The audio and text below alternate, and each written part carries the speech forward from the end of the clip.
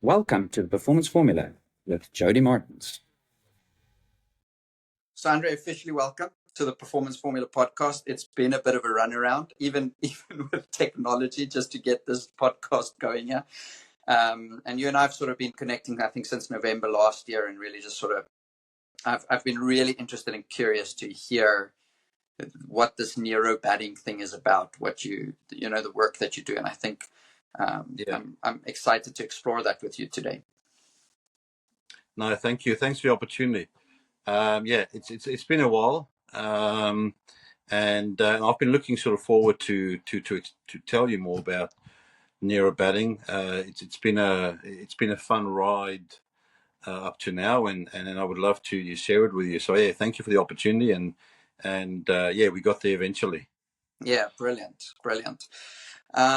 So my first question is sort of standard at this point in time, that I ask it in this way, that if you were to consider all your knowledge, all your experience, and we most probably, like we said, we're going to be focusing on batting in this conversation. If you were to consider all of that, and we had to sort of think about the formula for performance, which is what this podcast is sort of about.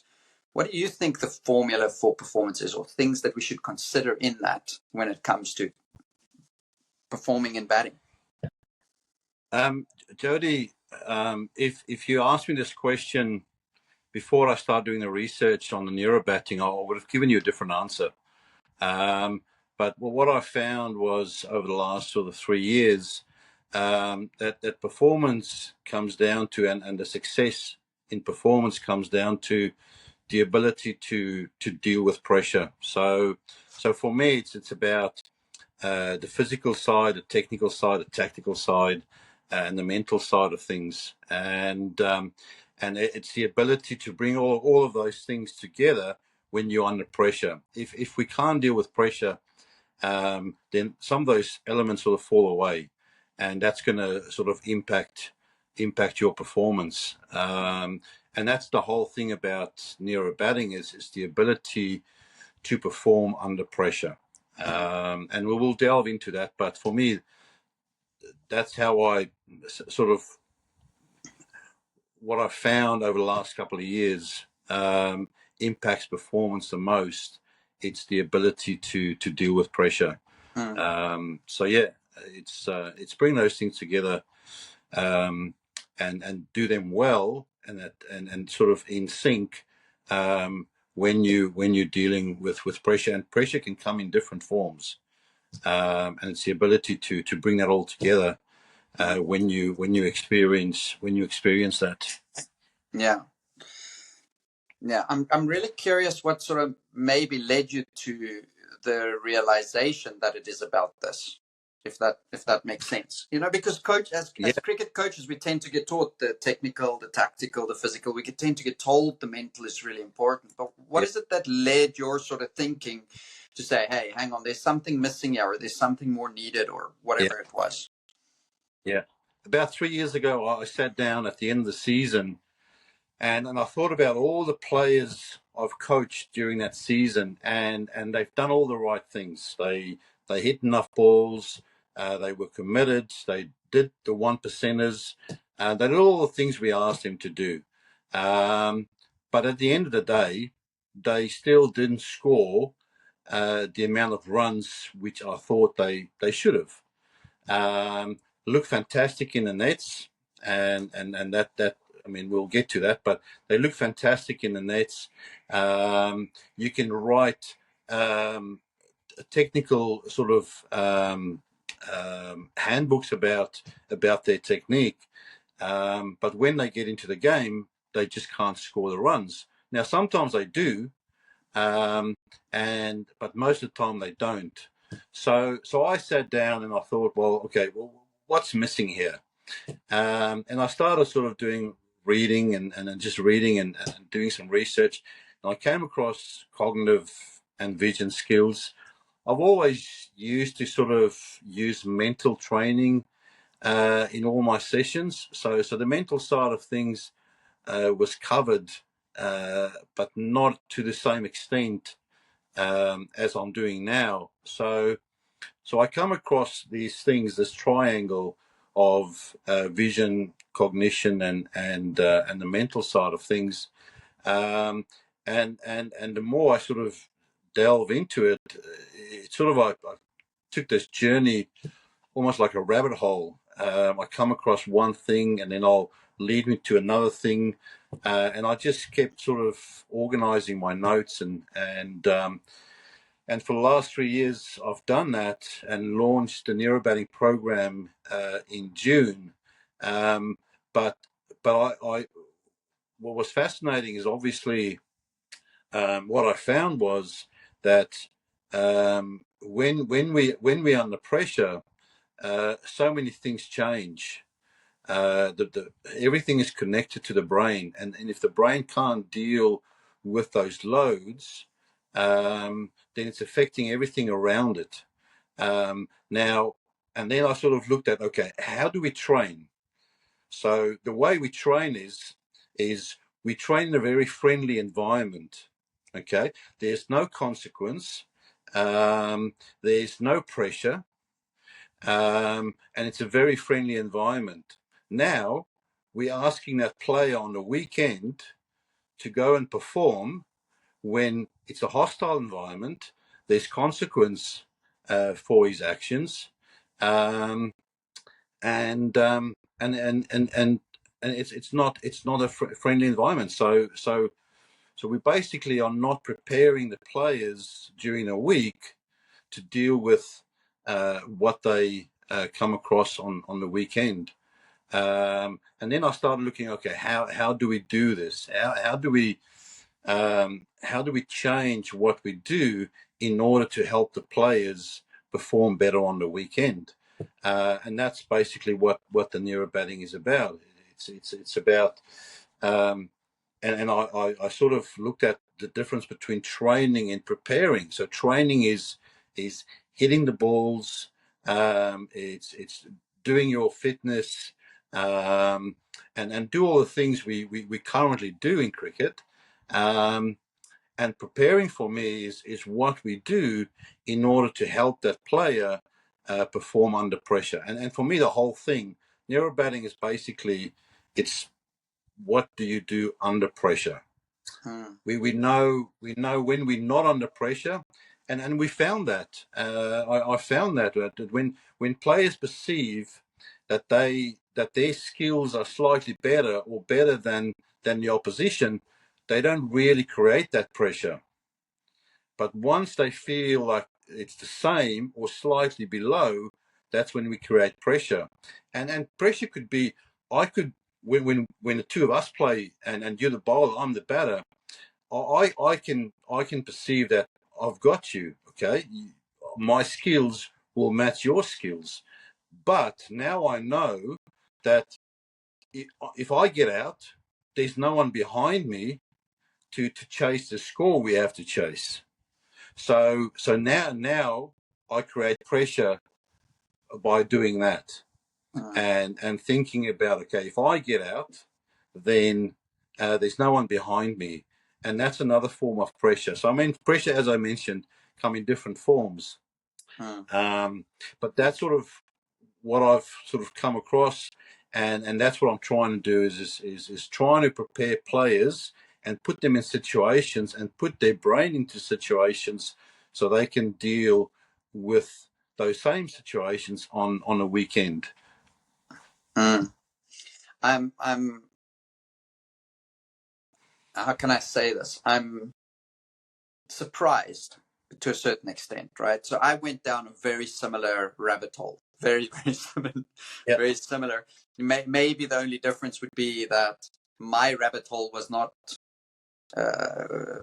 even though I agree 100% with the things about we do all this work and we're not scoring runs on weekends. We're hitting thousands of balls every week. We're working on the technique. We're making sure we tick all those boxes that we get taught to tick, and then players go out and they have a season and they average 10 or 15 or 20, and they really struggle to move beyond that. And so then I went off and I studied some mental performance coaching stuff, and that sort of put me down the rabbit hole. That brought the understanding for me more so than any of the crickety type stuff. So I didn't initially research a lot of it on my own. It was more because I had this curiosity of it from the get-go, and then went to study, and then said, hang on, there's pieces that are missing here. And so your language is maybe a little bit different to mine, but I think that we talk of similar things. So when you speak of training versus preparation, what you call training, I call that technical mind. It's like we activate our technical mind, the mind that gets involved with sort of the technicalities of the game. And then there's the performance mind. There's the switch we've got to learn to flip, that we prepare ourselves for performance at the end of the day. And so it's fascinating to me that, that you found this in your own way, right? You discovered something similar, and this was probably not all of it is similar. One of the differences that I pick up immediately is sort of the cognitive and visual skills. I wonder if you want to share maybe a little bit more about that, if it's okay, because that's not necessarily something I always consider in my reasoning around these things. So basically, what it comes down to, if we load the brain, okay, so the brain is now under pressure. So when we're under pressure, the brain activates different parts of the brain gets activated. Okay, so during a week when we have no pressure, no consequence, friendly environment, we don't activate parts of that brain that gets activated when we're under pressure. Okay, so we never get used to, as you say, flick the switch. Yeah, we know we need to flick the switch, but we have no idea how to do that and what it entails. So now we get on the weekend and I face this fast bowler, or I face this bowler, but I know that if I get out, the rest of the team can't score these runs.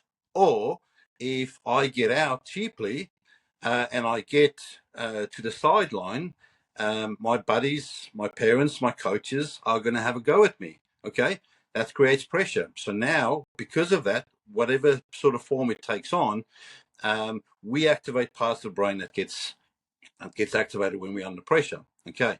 So, but during the week, we never get into those situations. So we never activate those parts. So now we know how to deal with that, because now we sort of cognitively loaded, and then when the brain gets sort of that's stimulated, it affects the visual system. Okay, so now we sort of get late information. We potentially get the wrong information. And that affects the decisions we make. Okay, so I see a lot of players that play forward to balls that are slightly short, or you see someone drive the ball, okay, and they hit it straight to cover. And I asked him, okay, why did you do that? Well, he thought the ball was full, but the ball was actually back of a length. So that's what happens. We sort of get the wrong information because we don't know how to deal with with this overload, and that's what we're trying to do during the week is load the brain so it becomes sort of used to it. The players become used to it. They know what to do. They know how to flick the switch when it's needed on the weekend, and that's the way we train. You say we hit 1,000 balls, but it's the same color ball. It's on the same length. Okay. Yeah. Every now and then you may adjust the speed, but it's still the same thing. What we do is we use different types of colored balls. Okay. We add actions to, or outcomes to those balls, and we vary the pace. We vary the line and length. These balls have different characteristics. So it becomes very similar to a game where the ball may stay low, the ball may be slower.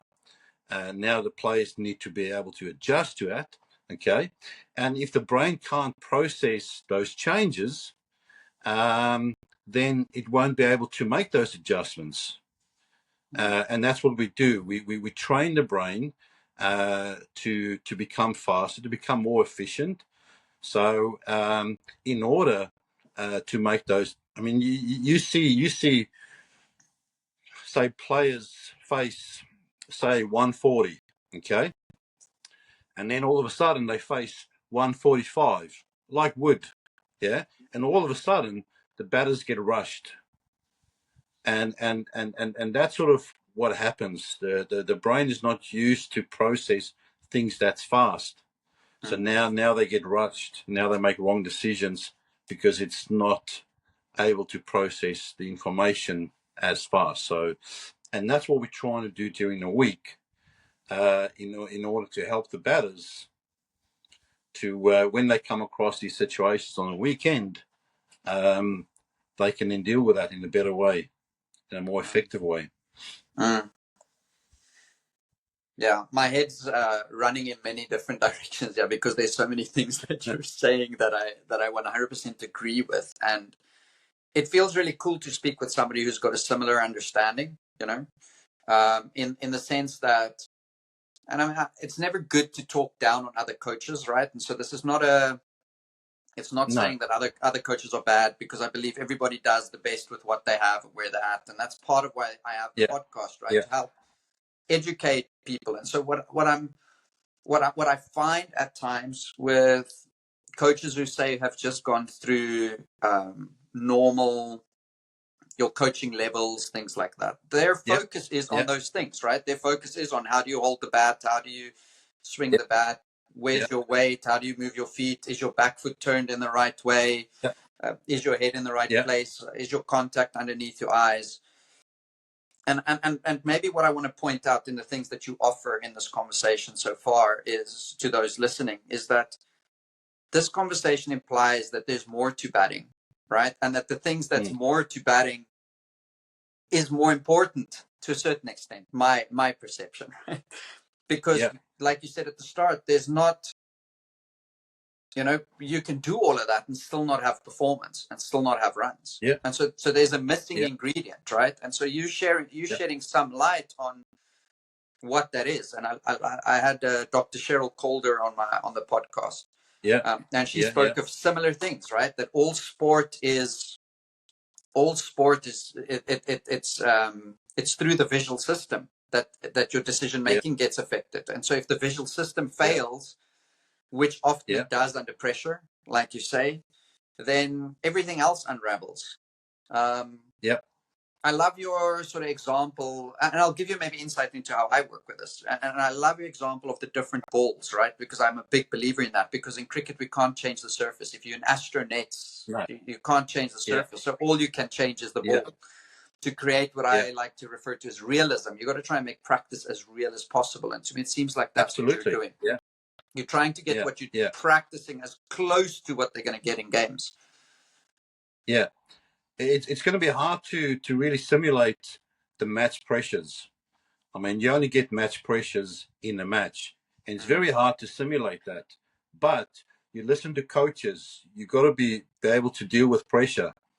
But how often do we spend time helping the players to learn how to deal with pressure? We never, I mean, if we have 5 minutes, we go into the nets and we hit balls.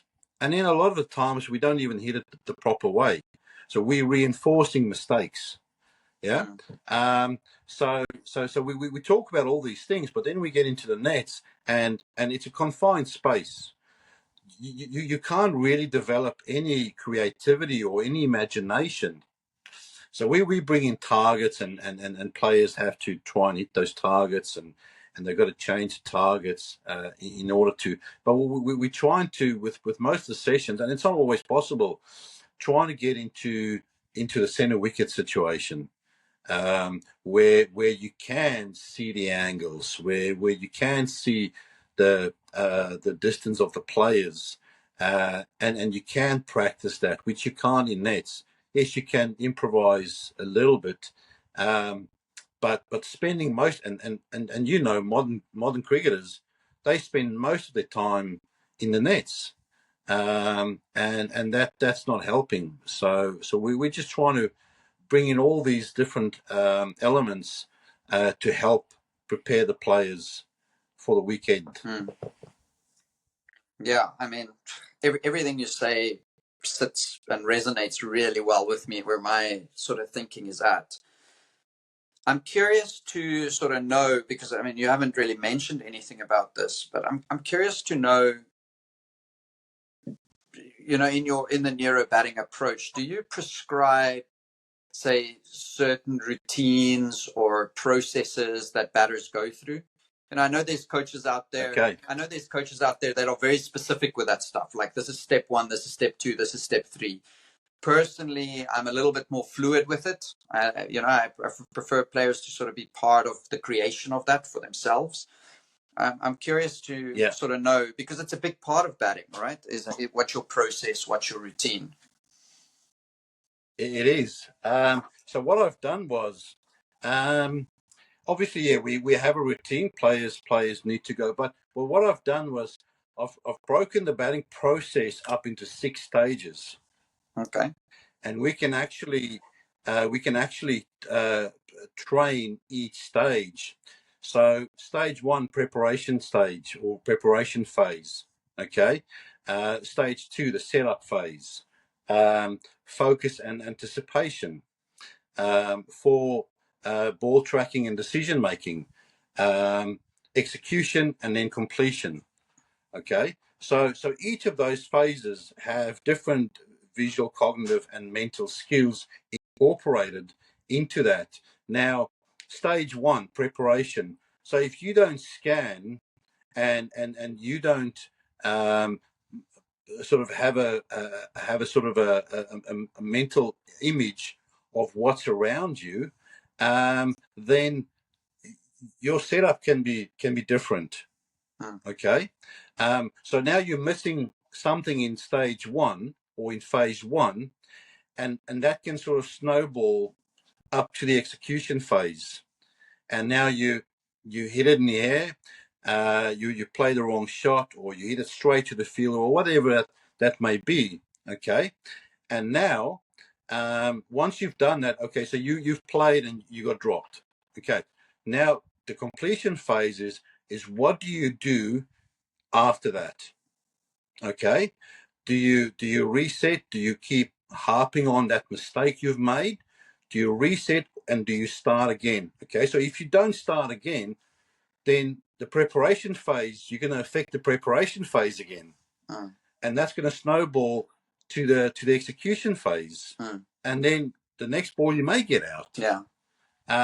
So that's what I'm doing. I've sort of broken the batting process into 6 phases, and we're working on each phase and making sure we can get we can improve each phase. So by the execution phase, we can start making better decisions, and then make sure that once, if we've made a mistake, or the other thing that my research shows is that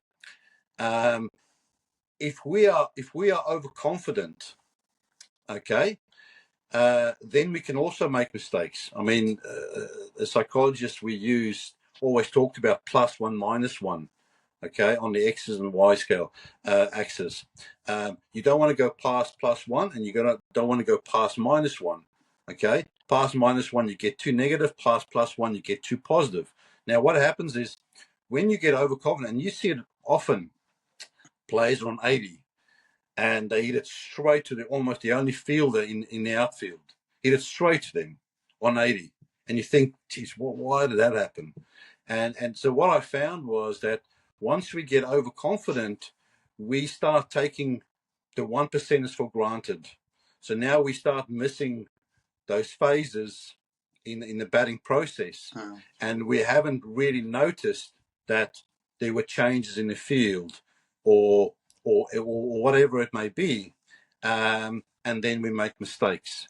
So yes, that's what I've done. Just broken up the process into 6 phases to help the players, and obviously those phases, I mean, they follow in milliseconds, But it's just the things we do in order to help them with that process. Yeah, I mean, I love the sort of like that could because I'm a big believer in sort of rhythm in performance, right? You get into your rhythm. You get. Yeah. I think Steve Smith. You often hear him say, "I get into my work." I think he's sort of alluding to the same idea that there's sort of a rhythm to what he does. There's a Yeah. you know, maybe that's the type of stuff that then starts leading to flow down the line. You know, you're having those sort of experiences, but we've got to have the steps that get us there. And so, you know, yours is a 6-step process. I'm sure there's other ways of doing that. Not sure 100% there is, right? It is different, but I like that if somebody doesn't have a place to start, then that could be a great place for them to start, right? So how am I preparing? How am I setting up? What was your next one? I think it was attention and focus. Focus and anticipation. Yeah. You know, and so they can go through those steps as a starting point, right? To at least see, does this work for me? What really helps me in this? What doesn't help me? And then that would already give them more insight into where they're at and what they're busy with. Yeah. But that's why we train each one individually, because I mean, I don't know if you've read the book Style and Focus by Johan Hari, where he basically he went around the world for 3 years and interviewed all these experts on why we can't focus, why we so he's come up with 10 ways. But now what we do is we go with each phase and we train that. So we train, we get the players to work on their focus and anticipation. So we include VR. And then we go and work on ball tracking and decision making. So we train the brain so we can focus, and once we focus, we can then follow the next step, which is tracking the ball. Because I mean, if I face you and you are really fast, and I think about everything but what I need to focus on, I think about how much it's going to hurt if you hit me. What's going to happen if I get out? So now I have all these things in going through my mind, and now I'm not focused. Okay, so now because I'm not focused, I'm not tracking the way I should. So now I can't anticipate if the ball stays low, or even all of a sudden the ball rises off a good length. Now I can't make those adjustments, and that's why we train each step to get better at those things. Okay, as I said, it flows. It's not steps you basically follow, but the one thing you do will lead to you doing the next thing better, which will then allow you to execute better. Okay, and then you need to have the skills, if you didn't execute well, to make sure that you follow certain processes in order to be ready for that next ball, for the next phase 1. So you can start fresh. And so that's why we're doing that. I wanted to mention this a little bit earlier. You know, I think a lot of these things we're talking about, I think more recently you take something like Virat Kohli and you look at all the posts on social media, and he's not the only one. This tends to happen with so many cricketers out there, that you have experts, whether it's legit experts or these armchair experts that has an interest. And they will talk at length about Kohli in 2018 and how he was sort of triggering, and he didn't nick off to those balls outside off stump, and now his trigger is different, or he's setting up technically in a different way, and now he's nicking off. And I'm not saying that there isn't any value or any truth in that, but in this conversation, as an example, I'm hoping that sort of people that have listened so far can have the understanding that there's more to it, and there's things behind the scenes that Kohli is under pressure. Even before he walks onto Yeah. the field, he's under pressure because he hasn't been performing Yeah. as well as maybe is expected of himself, you know, and other people. Yeah.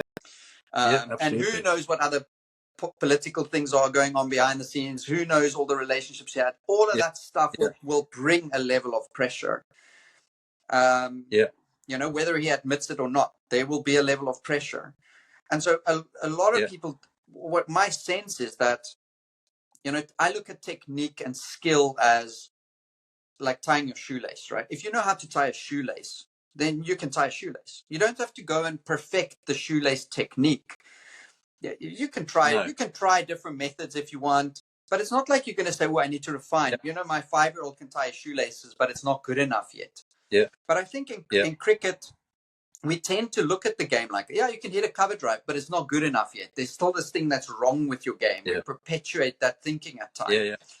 Instead of Yeah. saying, you know what, you can Yeah. hit a cover drive. Let's now sort out the mental stuff, the stuff behind the scenes, Yeah. so that it'll allow you to go hit the cover drive that you have, right? If I ask you to Yeah. go tie your Yeah. shoelaces in front of 100,000 people in the middle of the MCG, you know, and you're going to be scrutinized on how you tie your shoelace, then you might have a different feeling about just something that you do quite naturally all day, every day. And so Yeah. my Yeah. sense is Yeah. these critics and these people, you know, the experts, they focus towards that. And so it perpetuates this idea Yeah. that that's the solution. That's how we solve these problems. You know, go trigger better, go sort out your technique.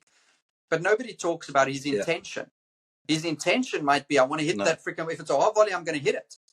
And so that drives Yeah. then the behavior, rather than saying, okay, hang on, if it's there, like Sachin did, if it's there, I'm not going to drive it.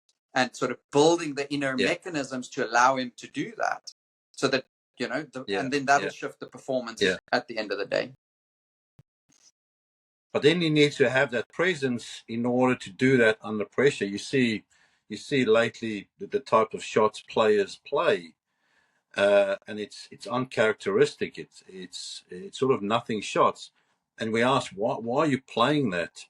But there would be reasons why they're doing it, and that's what Neuro-Batting is all about. It's to help players learn to deal with that pressure, as you mentioned, flick on that switch.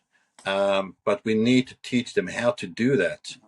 And then if we don't, we're letting them down, and we can't expect them to perform when things are sort of falling down beside them, whatever that may be.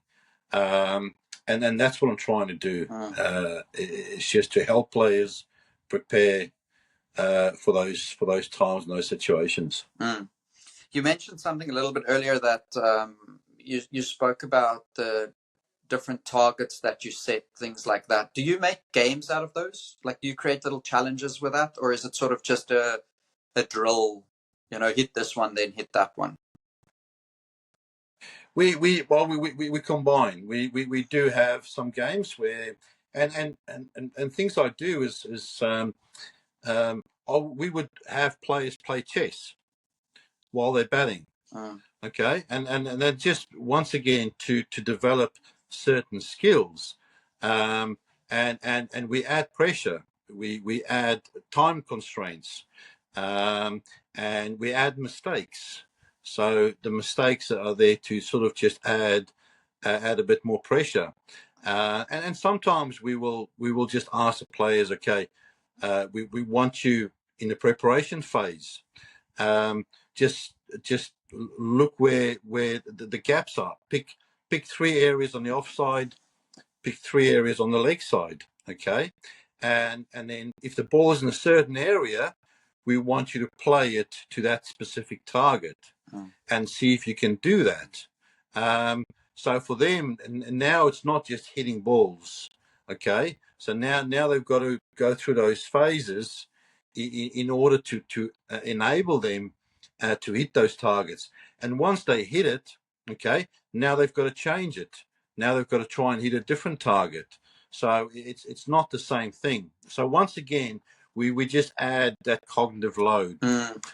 We add fatigue. We add fatigue to it, and a lot of coaches do. And as I say, we play chess. between two batters, and basically they have a certain time to make a move, and if they miss that time, they can't make that move. So now, if the other batter is faster, thinking faster, process things faster, and can make moves faster, he could potentially win that battle. So now we go from we do task switching. Okay, so now we go from hitting the ball to making a chess move, and then they've got to go back and think about cricket, and then they've got to sort of switch off and think about something else under certain constraints. So we just use those things to add the load, and it's fun. The boys enjoy it, and we will have drills where we have two machines side by side. Okay, so you have and I call it the triangle drill. We use it with bowlers as well, where bowlers will run in at the same time, but only one delivers the ball. Okay, so it's not, you're not going to get that in the game, but once again, you can do those things well, and once you get one bowler running in at the game during a game, things become a lot easier. So those are the type of things we do in order to sort of just help with that cognitive load and help with that process where they can activate parts of the brain that's really important during those moments in the match. Yeah, I love all of this. What I want to ask is, have you noticed, because there's this idea, right, that if I say it's idea, it's probably not spoken, but it's my perception that if you do technical, unless you work on technique, you're not improving technique, is how I sort of make sense of it. So when I start speaking with other coaches about similar things to what you're maybe explaining here, there is at times a bit of a disconnect with them, because they have maybe that perception that unless I'm focusing on the technical part of the game, I'm not developing that. So if I'm going to play, I love playing games, right? I love creating games. I build my constraints into games, and the games are attempting to create real game situations. So like what I contemplate quite a lot is on a slower wicket, if an off spinner bowls to you, where you're not going to be able to hit the ball easily, most probably third man, unless you have a reverse hit or a reverse paddle. But if you just get a normal cut shot, it becomes really difficult to get the ball there. If you want to open the face of the bat, it becomes really difficult. So I would think of that, and then I'll go, okay, cool. I'm going to build a constraint. The constraint is you're not allowed to hit too long on, and runs double to third man. So it challenges the player to sort of think, okay, the easy hit against the off spinner is down to long on for one, but if I hit it there, it's a dot. But if I can hit it into this gap, then I can score more runs, right? And so it challenges the player. Again, it's a load on their system, a load on the brain, but at the same time, there's a skill development component. So I'm curious to know from you with the ways in which you do this, right? Because it's maybe different to the way I do it. Do you notice like that technical development actually progresses? And if so, is it faster, slower? Like, what's your sense about how the technical game of players develop through this approach? Look, with the Neuro-Batting, it's not just all about what we've discussed. I break the session into different parts, and we start with some technical stuff. But then, as you said, it's we take those technical skills and we add certain components to it, just so we can get some of that cognitive load. But it's mainly focused on the technical skill.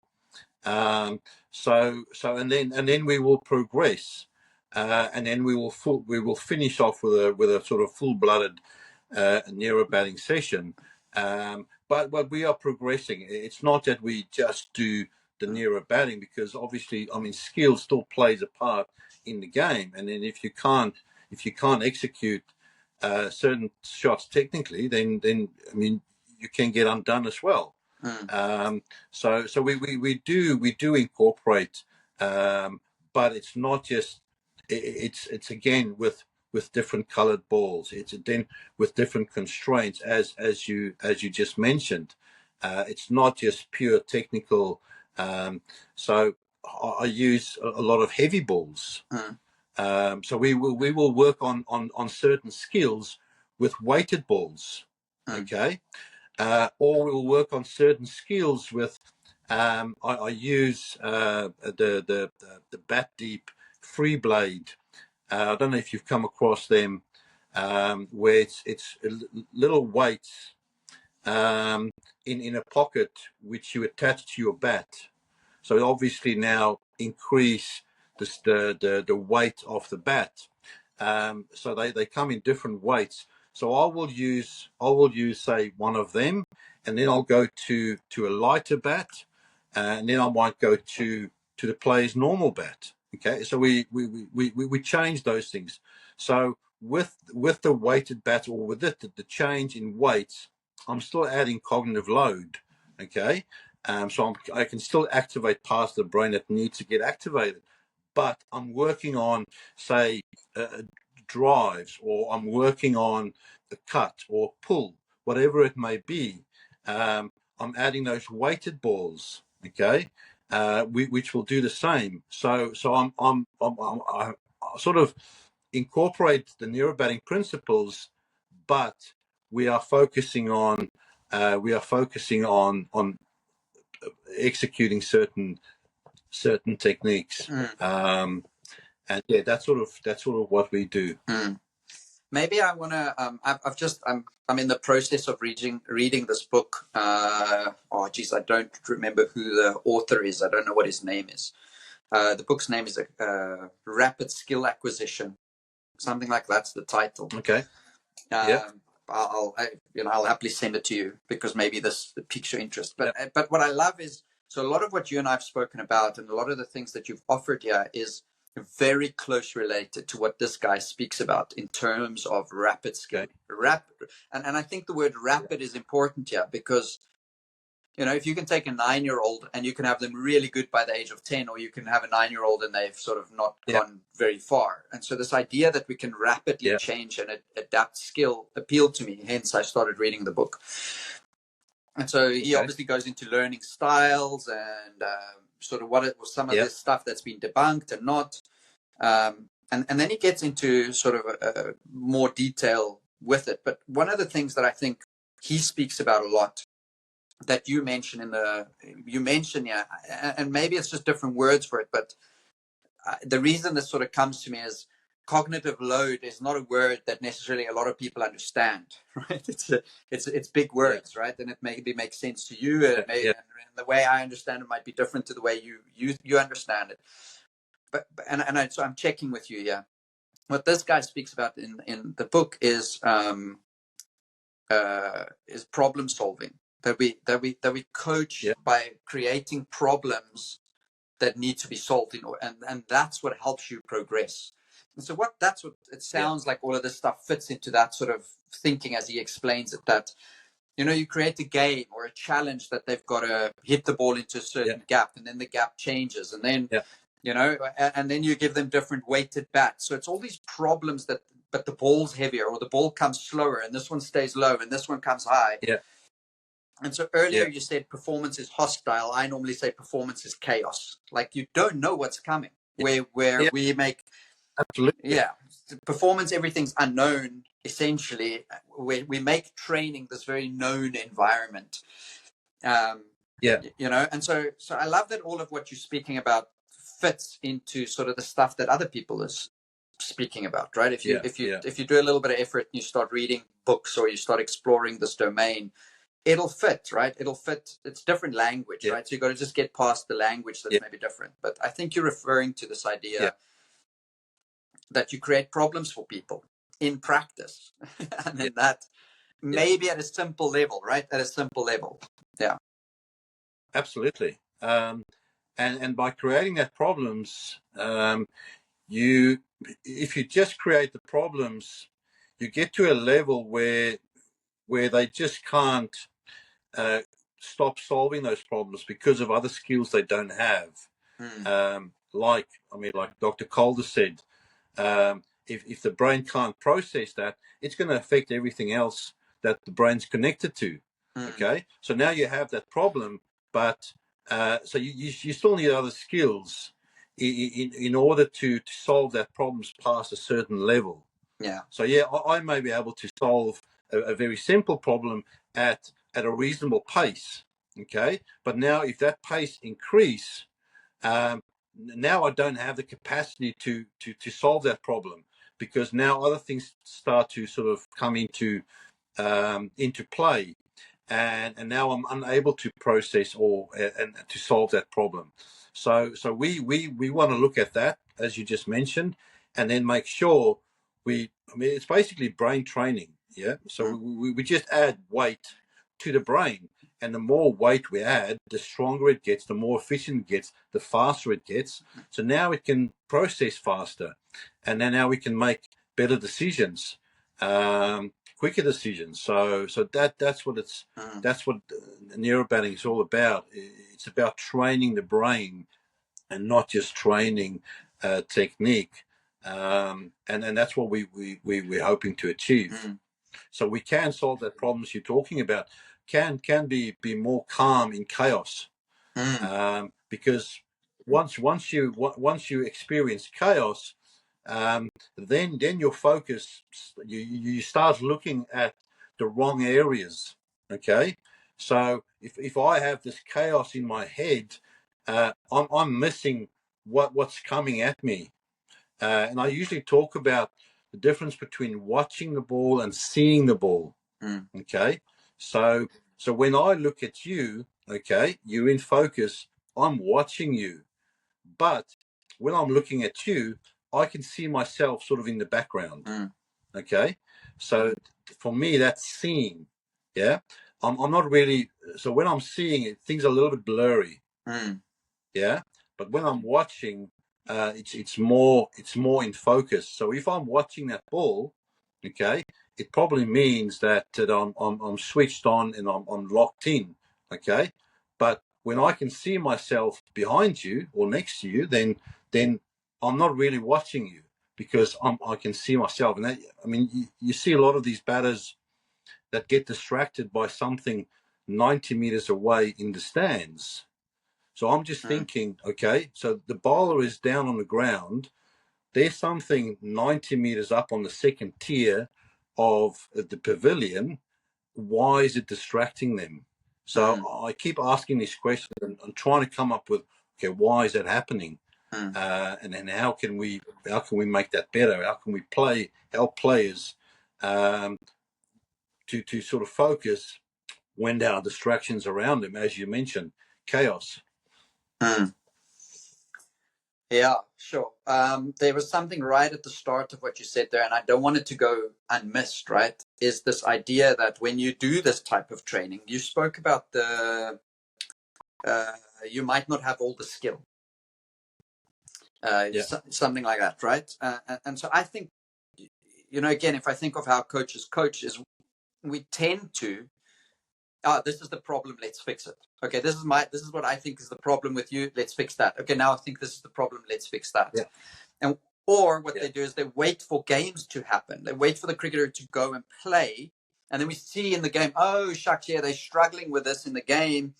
Now let's bring that to practice. And so the things that I think is sort of you saying, but I want to just really shine the light on them because I think they're super important, is that when you do this type of training, you don't have to wait for the game. You create that sort of same failure in practice, and you can address them ahead of time, is the one thing. And the other thing is that then you really know what skills to work on.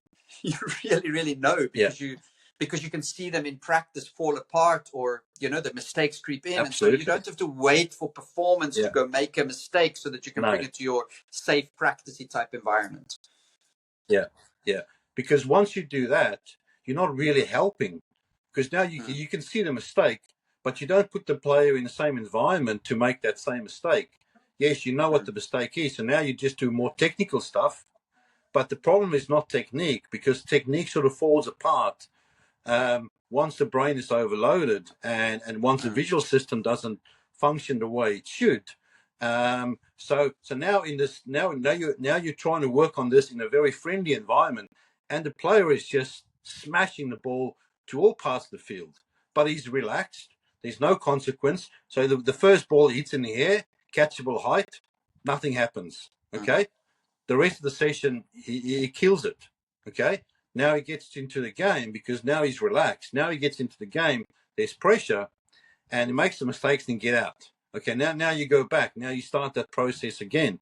So it's just a sort of a snowball effect, and not really helping the batter. And that's why I say we just train. We're not preparing. We were not preparing the player because we don't put him in the same scenario or the same situation or in the same mindset as he would experience in a game. Yeah. I love all of that, and I've loved this conversation. I think for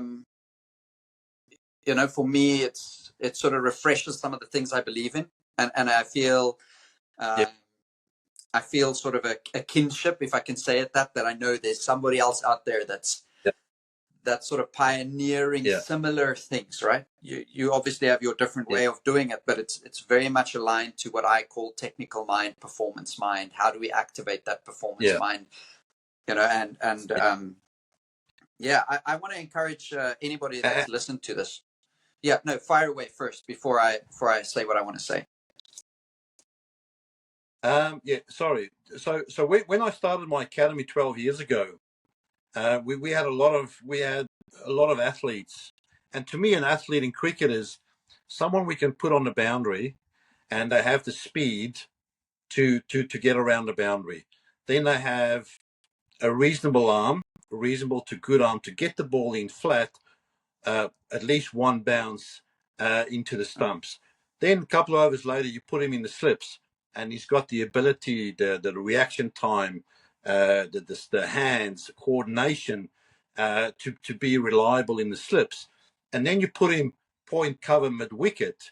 Okay, now he needs to put pressure on that batter. 12 years ago, when I started doing that, we had a lot more of those players. But over the last 12 years, athleticism has sort of diminished. So what I'm trying to say is we now have to coach a lot more skills than we used to even 10 or 12 years ago. Okay. And all the skills we practice, it takes time. Okay. And as you know, kids these days, that's something they don't have, because kids could have 4 different activities in one term. So they go to a training session, and then they leave that training session. They go to another training session for something completely different. So they go to all these, and what I call structured and unstructured sessions. So for me, a structured session is where it's not about the player. Okay, it's just about the group. So if you and I have some technical issues or some issues that we need to work on, we can't really do that in that environment, because as a bowler, you just need to land the ball and challenge the batter, and vice versa. So we get players going to all these structured sessions. Okay, so they never really work on the things they need to work on. So I encourage players to have more unstructured sessions. For me, an unstructured session is where it's about the player. Okay, so if you need to work on your speed or on a technical shot or whatever it may be, then it's just about you. Now, you slow it right down so you can make it conscious. Okay, and then you can see that improvement. But that's something we don't do, and I just see that we have to coach so many more skills these days, and players don't naturally develop mental strength. They don't naturally develop athleticism, the ability to jump, to run, to throw, to catch. I mean, the number of players that are afraid of the ball these days, it's alarming. How many players can't catch a ball? How many players can't throw a ball? we may have one or two athletes in a team that can do perform most of those skills. The others can maybe just run or just catch or just throw. They don't have a combination of those skills, and that's making things more difficult as well. Yeah. I don't disagree with that. I think you and I are having this conversation on technology, and it's a beautiful thing that we get to share this little moment and sort of have you sort of share some of your ideas, and I echo some of them. But at the same point in time, it is harming, in young athletes. This whole technologically driven society is doing harm, and yes, we have to do so much more as coaches. Andre, like I said, I've enjoyed every part of this conversation. You mentioned earlier, so I'm making a little bit of an assumption, but you mentioned online, so I'm assuming you're open to people contacting you from wherever. If so, what's the best ways that they can get in touch with you? They can get me, email Andre at andrebergercricket.com, or I'm on socials. I'm on LinkedIn on Andre Berger, AB Cricket on Instagram, and AB Cricket on Facebook as well. But the best one, and through my website as well, they can contact me through the website www.andrebergercricket.com. So so there are several ways, and the beauty about the program is we incorporate technology as we just discussed. So I can do a lot of the things away from the player. So we can train the brain away from the player. It's just finding that time during that one. I usually do 1 or 2 sessions a week, where it's more of an assessment of what they do, at home with the technology. So I assess the decision making, the inhibition control, the anticipation, the peripheral vision, the tracking, all of those things. But that's that's sort of what the program is about. Yeah, brilliant. So thank you very much. Brilliant. Thanks for your time, great to connect with you. First time that we do that, and I hope that your work, as much as I believe it's needed, I hope that people who listen to this get a little bit of an insight into how important some of the stuff is, and whether it's in their own way, whether they reach out to you, whether they reach out to me, however it may be, hopefully just spread the message a little bit more, that there's more to batting than just how are you holding it, how are you hitting it. Absolutely. Thank you very much. Yeah.